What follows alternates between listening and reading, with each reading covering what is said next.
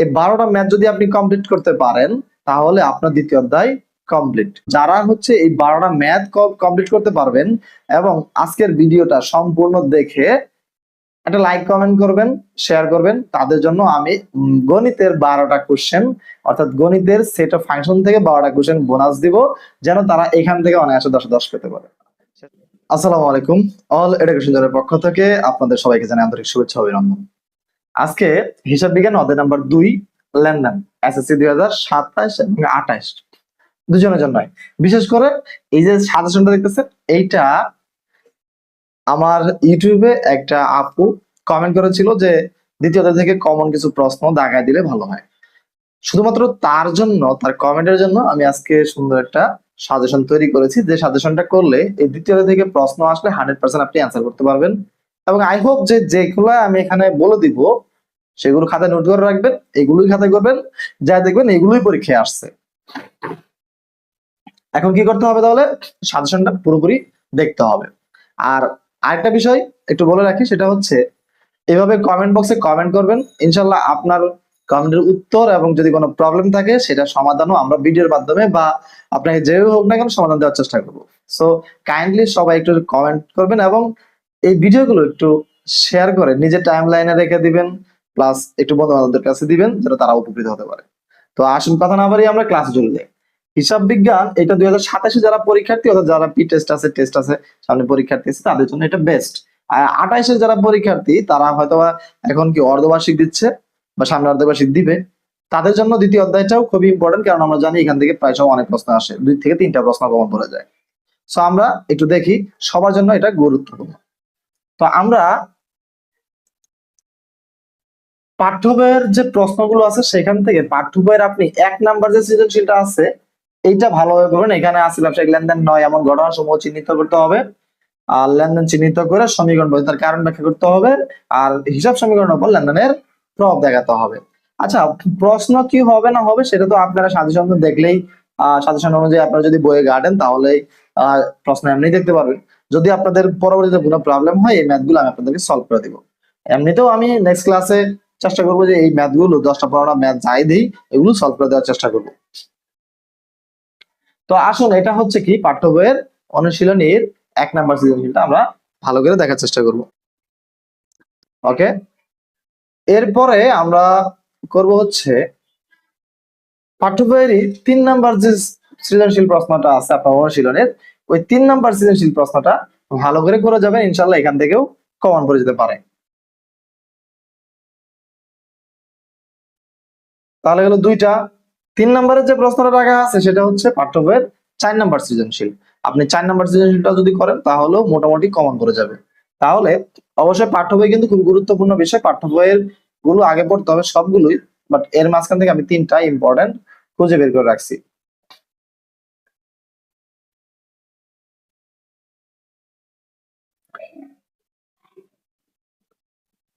এরপরে যাবেন হচ্ছে আপনারা সিলেট বোর্ড 2024, সিলেট বোর্ড 2024-এর যে ম্যাথটা আছে সেই ম্যাথটা করবেন।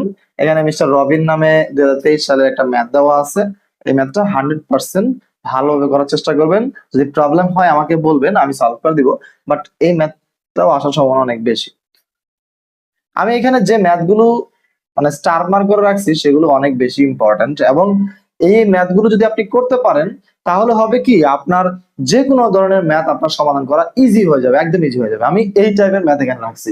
এরপরে ময়মনসিংহ বোর্ড 2024-এর ম্যাথটা, এখানে দেখেন ওই হিসাব সমীকরণ নাই, ক্যাশ মেমো আছে আর ডেবিট বা ক্রেডিট নির্ণয় করতে বলছে, কিছু জায়গায় ডেবিট নোট ক্রেডিট নোটও তৈরি করতে বলা হবে। এরপরে আপনি করবেন হচ্ছে ঢাকা বোর্ড 2023-এর যে সৃজনশীলটা রয়েছে সেটা।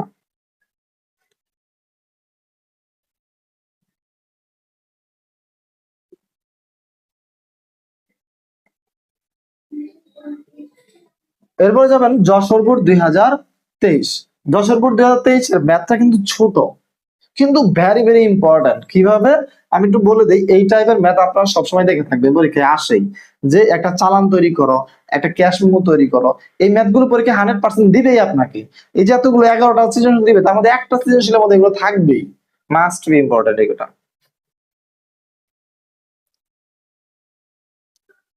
এরপরে হচ্ছে যশোর বোর্ড 2023-এর ম্যাথটা।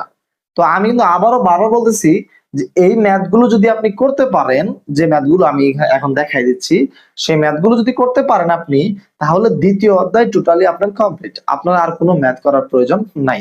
আপনি যদি টেস্ট পেপারও সলভ করতে চান, তাহলে আগে এই 10টা বা 15টা ম্যাথ সলভ করেন, দেখবেন অনায়াসে আপনার সবকিছু সলভ হয়ে গেছে। সো এগুলো গুরুত্ব সহকারে একটু দেখার চেষ্টা করবেন।